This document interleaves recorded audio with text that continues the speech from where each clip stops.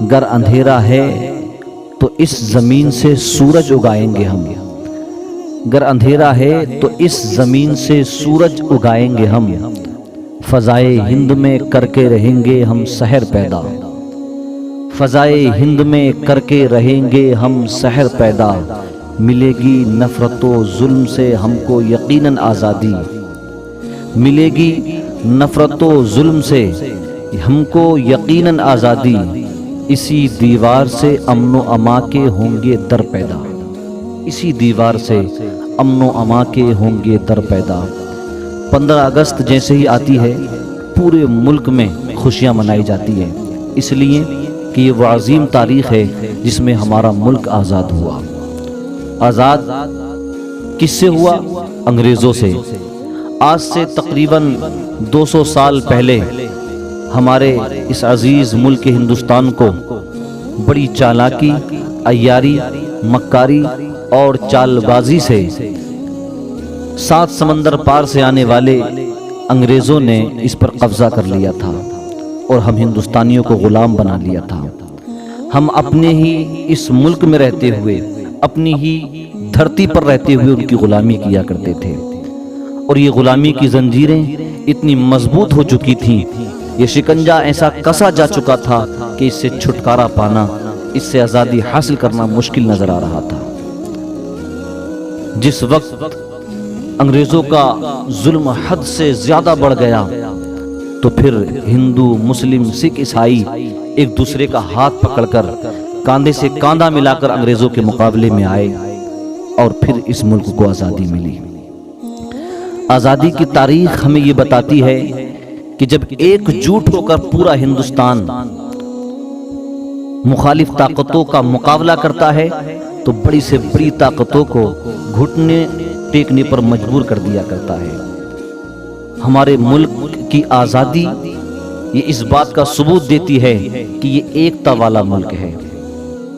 جب ہندو، مسلم، سکھ، عیسائی ایک دوسرے کے ساتھ آئے، کاندھے سے کاندھا ملا کر چلے، ایک دوسرے کا ہاتھ پکڑ کر چلے، تب آزادی ملی۔ لیکن افسوس ہوتا ہے اس وقت کو دیکھ کر، یہ وہ وقت ہے کہ جس ہندوستان کی ایکتا کی مثالیں دی جاتی تھیں، جس کے پریم اور محبت کی مثالیں دی جاتی تھیں، آج اس ہندوستان کی فضا کو خراب کرنے کے لیے کچھ شرپسند اور کچھ فتنہ پرور لوگ سامنے آئے ہیں، جو اس کی گنگا جمنی تہذیب کو مسمار کرنے کی کوشش کر رہے ہیں۔ ایکتا اور محبت اور پریم کی جو مثالیں دی جاتی تھیں، اس نام کو خراب کرنے کی کوشش کر رہے ہیں۔ میں ان سے کہوں گا آزادی کی تاریخ کو اٹھا کر دیکھو۔ یہ بات صحیح ہے کہ ہندو، مسلم، سکھ، عیسائی مل کر جب سامنے آئے تب انگریزوں نے گھٹنے ٹیکے، لیکن آزادی کے موقع پر ہمارے بزرگوں نے بہت اہم کردار ادا کیا۔ ہمارے بزرگوں نے اپنے تن، من، دھن اور جان کی قربانیاں پیش کی ہیں، تب جا کے آزادی ملی ہے۔ آپ ان کو نہیں بھلا سکتے۔ 15 اگست جب آتی ہے تو ملک کے کونے کونے میں آزادی کا جشن منایا جاتا ہے، شہیدوں کے ذکر کیے جاتے ہیں، لیکن افسوس اس وقت ہوتا ہے کہ جب شہیدوں کا ذکر کیا جاتا ہے تو ہمارے ان بزرگوں کو فراموش کیا جاتا ہے جو کہ اس آزادی کی لڑائی کے ہیرو رہے ہیں۔ آپ کیسے بھلا سکتے ہیں مفتی صدر الدین صاحب کو؟ آپ کیسے بھلا سکتے ہیں فضل حق خیرآبادی کو؟ آپ کیسے بھلا سکتے ہیں کفایت علی کافی کو؟ اور بھی ہزاروں کی تعداد میں علماء۔ جب ان کا انگریزوں کا ظلم حد سے بڑھ گیا تھا تو یہ علماء ہی تھے جنہوں نے فتویٰ دیا، اور فتوے میں یہ لکھا کہ اب انگریزوں سے مقابلہ کرنا، ان سے جہاد کرنا مسلمانوں پر واجب ہو گیا ہے۔ پھر کتنے علماء تھے جنہوں نے اس پر دستخط کیے، اور جن نے دستخط کیے ان کے ساتھ ہوا کیا آپ تاریخ اٹھا کر دیکھیں۔ جس وقت یہ فتویٰ منظر عام پر آیا اور اس کی تشہیر ہوئی تو علماء کے ساتھ ساتھ عوام نے بھی بڑھ چڑھ کے حصہ لیا، عام مسلمانوں نے بھی بڑھ چڑھ کر حصہ لیا، اور لاکھوں کی تعداد میں علماء کو سولی پر لٹکا دیا گیا، پھانسی کے پھندے پر لٹکا دیا گیا۔ اور یہ وہ مجاہدین تھے، یہ وہ بہادروں کی جماعت تھی کہ جنہوں نے مسکراتے ہوئے پھانسی کے پھندے پر لٹک جانا گوارا کیا، لیکن اپنے ملک کو انگریزوں کے ہاتھ میں دینا گوارا نہیں کیا۔ جب علامہ فضل حق خیرآبادی کو قید کر لیا گیا تو رہائی کا وقت آ گیا تھا. ایک وقت ایسا تھا کہ آپ رہا ہو جاتے. آپ سے پوچھا گیا اب بھی انقلاب کا نعرہ لگائیں گے, اب بھی آزادی کی بات کریں گے, اب بھی انگریزوں سے ٹکرائیں گے؟ تو آپ نے کہا میں یہ کام بخوبی کروں گا اور اکیلا نہیں اپنی پوری جماعت کو لے کر کروں گا. تو آپ کی رہائی ٹل گئی اور آپ کو کالا پانی پار پہنچا دیا گیا. کالے پانی کی جیل جو کہ بہت مشہور ہے, وہاں آپ کو پہنچا دیا گیا.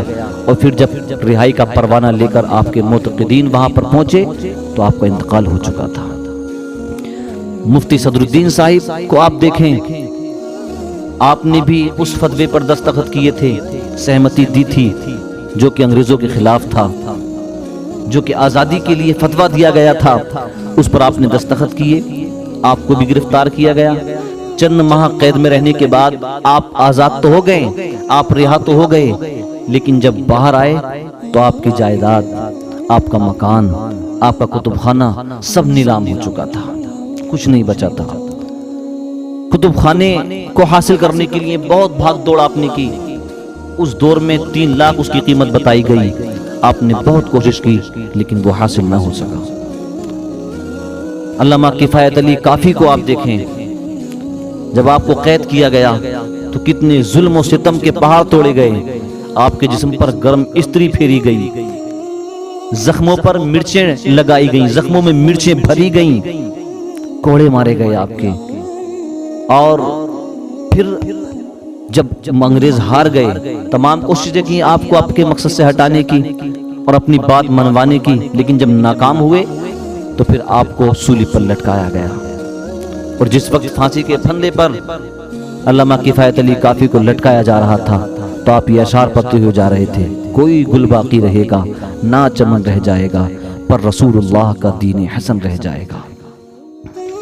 میرے عزیزو, بہت سے ہمارے ایسے علماء اور بزرگان دین جنہوں نے ملک کی آزادی کے لیے اپنا تن من دھن سب قربان کیا, آج ہم ان کی محنتوں کو, ان کی شہادتوں کو بھلا نہیں سکتے. وہ لوگ جو ہندوستان کا نام خراب کرنے کی کوشش کر رہے ہیں, اس کی ایکتا کو بھنگ کرنے کی کوشش کر رہے ہیں, اس کی گنگا جمنی تہذیب کو ختم کرنے کی کوشش کر رہے ہیں, ان سے میں کہوں گا کہ یہ نہ ملک تمہارا ہے نہ ہمارا ہے, بلکہ سب کا. جب ہندو, مسلم, سکھ, عیسائی مل کر کھڑے ہوتے ہیں تب ہندوستان بنتا ہے. اس کی خوبصورتی کو خراب نہ کریں.